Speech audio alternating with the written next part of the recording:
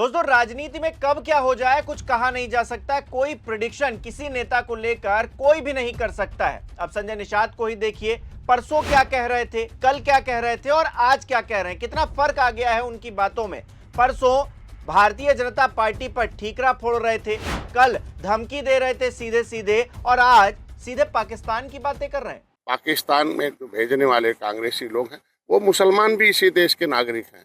इन बेईमानों ने तलवार के हिसाब से तलवार गर्दन पर रखकर सलवार पहना दिया।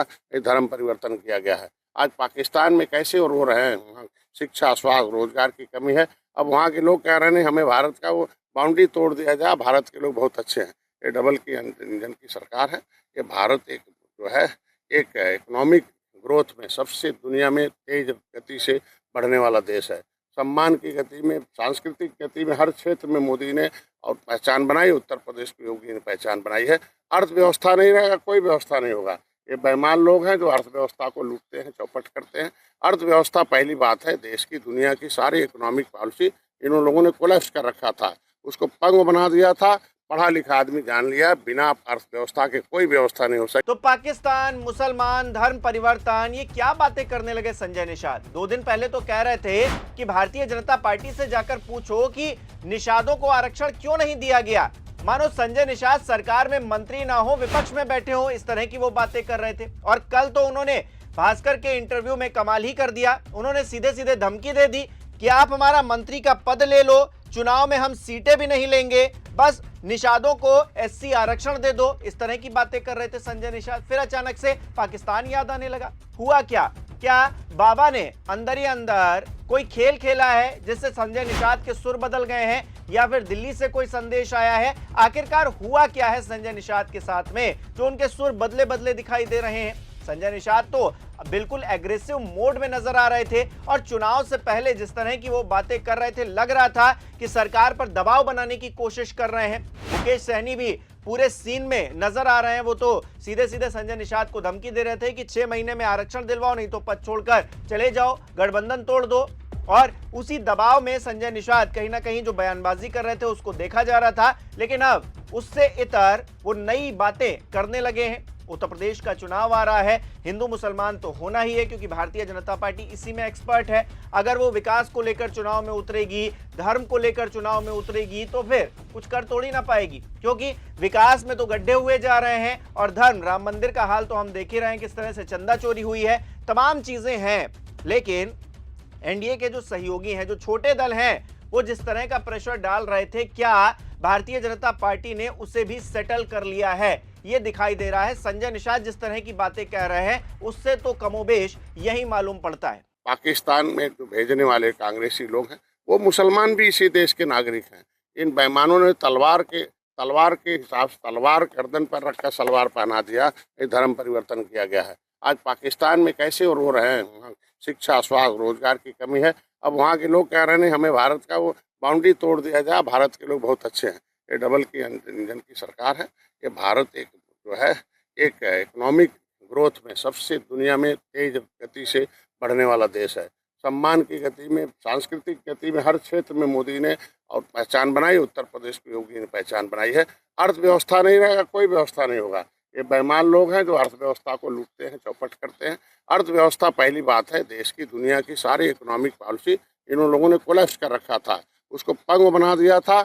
पढ़ा लिखा आदमी जान लिया, बिना अर्थव्यवस्था के कोई व्यवस्था नहीं हो सकती। तो एनडीए में एक तरफ संजय निषाद हैं, तो दूसरी तरफ ओम प्रकाश राजभर हैं। ओम प्रकाश राजभर की राजनीति भी कुछ उसी तरीके से चलती है जिस तरह से संजय निषाद की चलती है। ये दोनों ही नेता थाली के वो बैगन हैं कि कब किधर पलट जाएं कुछ कहा नहीं जा सकता है। संजय निषाद आंखें दिखा रहे थे, आरक्षण को लेकर मुखर हो रहे थे, तो दूसरी तरफ ओपी राजभर वो लगातार अखिलेश यादव को कोस रहे हैं। अखिलेश यादव को लेकर वो दिन में एक ट्वीट जरूर कर देते हैं। मैंने कुछ दिन पहले आपको एक खबर दिखाई थी कि किस तरह से सुबह उठते हैं और 8 से 9-10 बजे के बीच में एक ट्वीट अखिलेश यादव को संबोधित वो कर ही देते हैं। मतलब उनकी राजनीति अखिलेश यादव के विरोध के सहारे चल रही है मानो।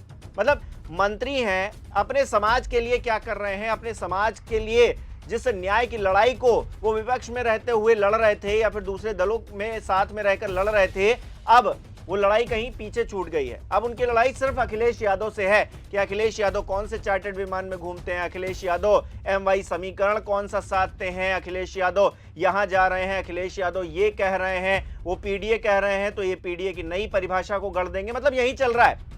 ओम प्रकाश राजभर कुछ नहीं कर रहे हैं, उनको भारतीय जनता पार्टी ने अखिलेश यादव के पीछे लगा दिया है।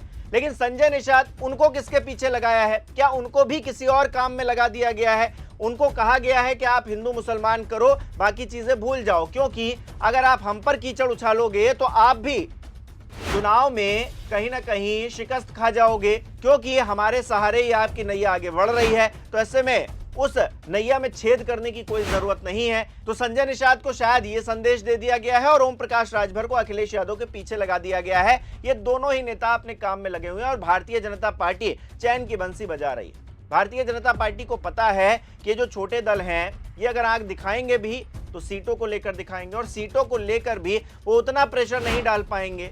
भारतीय जनता पार्टी जितना चाहेगी उतनी सीटें देगी। अखिलेश यादव ने कुछ दिन पहले एक ट्वीट भी किया था और बताया था कि किसको कितनी सीटें मिल रही हैं। सूत्रों के, उनके जो सूत्र रहे होंगे उनके हवाले से वो लिख रहे थे। हालांकि वो जैसे ही ट्वीट सामने आया, OP राजभर फिर सामने आ गए, ज्ञान बांटने लगे। खैर, OP राजभर उस मामले पर मुखर थे, ये समझ में आता है। लेकिन अखिलेश यादव के अलावा क्या OP राजभर के पास कोई दूसरा टॉपिक है? मुझे तो नहीं लगता। आपको लगता हो तो कमेंट करके बताइएगा। लेकिन संजय निषाद भी हैं। संजय निषाद जिस तरह से आरक्षण को लेकर मुखर हो रहे थे, लग रहा था कि NDA में क्या चुनाव से पहले दरार पड़ रही है। क्या NDA के भीतर बगावत के सुर उठ रहे हैं? क्या संजय निषाद विद्रोह की परिस्थिति में आ गए हैं, उस पोजीशन में आ गए हैं क्या? लेकिन सुर जैसे ही बदले हैं कि पाकिस्तान याद आने लगा है, मुसलमान याद आने लगा है, धर्म परिवर्तन याद आने लगा है, जो कि भारतीय जनता पार्टी का स्टाइल है। याद रखिएगा दोस्तों, ये सब करना भारतीय जनता पार्टी का सियासी काम है। सियासी तौर पर अगर ये नहीं करेगी भारतीय जनता पार्टी तो चुनाव में हो जाएगी मुश्किल। इसीलिए वो खुद भी ऐसा करते हैं और अब शायद जो सहयोगी हैं उनको भी उसी काम पे लगा दिया गया है, और इसीलिए यू टर्न मारते हुए संजय निषाद नजर आ रहे हैं। संजय निषाद अभी अपने लोगों की लड़ाई को लेकर मुखर हुए थे चुनाव से पहले, लेकिन वो भी शांत पड़ गए हैं। तो किस तरह की इन छोटे दलों की मियाद है, किस तरह की इनकी जो है चीजें हैं, वो हम सबके सामने है। आप किस तरह से देख रहे हैं इसे कमेंट करके जरूर बताइएगा। एक बार फिर से अब बयान सुनते जाइए। संजय निषाद जिन बातों का जिक्र कर रहे हैं उसके इस वक्त में क्या मायने हैं, आप क्या समझते हैं, जरूर बताइएगा। इस वीडियो को लाइक करना, शेयर करना मत भूलिएगा। हमारे चैनल को सब्सक्राइब नहीं किया तो वो भी जरूर कीजिएगा। आप हमें सहयोग भी कर सकते हैं ज्वाइन बटन पर क्लिक करके। बहुत बहुत धन्यवाद। पाकिस्तान में जो भेजने वाले कांग्रेसी लोग हैं वो मुसलमान भी इसी देश के नागरिक हैं। इन बेईमानों ने तलवार के हिसाब से तलवार गर्दन पर रखकर सलवार पहना दिया। ये धर्म परिवर्तन किया गया है। आज पाकिस्तान में कैसे रो रहे हैं, वहाँ शिक्षा, स्वास्थ्य, रोजगार की कमी है। अब वहाँ के लोग कह रहे हैं हमें भारत का वो बाउंड्री तोड़ दिया जाए, भारत के लोग बहुत अच्छे हैं। ये डबल की इंजन की सरकार है। ये भारत एक जो है एक इकोनॉमिक ग्रोथ में सबसे दुनिया में तेज गति से बढ़ने वाला देश है। सम्मान की गति में, सांस्कृतिक गति में, हर क्षेत्र में मोदी ने और पहचान बनाई। उत्तर प्रदेश की योगी ने पहचान बनाई है। अर्थव्यवस्था नहीं रहेगा, कोई व्यवस्था नहीं होगा। ये बेईमान लोग हैं जो अर्थव्यवस्था को लूटते हैं, चौपट करते हैं। अर्थव्यवस्था पहली बात है, देश की, दुनिया की सारी इकोनॉमिक पॉलिसी इन लोगों ने कोलैप्स कर रखा था, उसको पंग बना दिया था। पढ़ा लिखा आदमी जान लिया बिना अर्थव्यवस्था के कोई व्यवस्था नहीं हो सकती।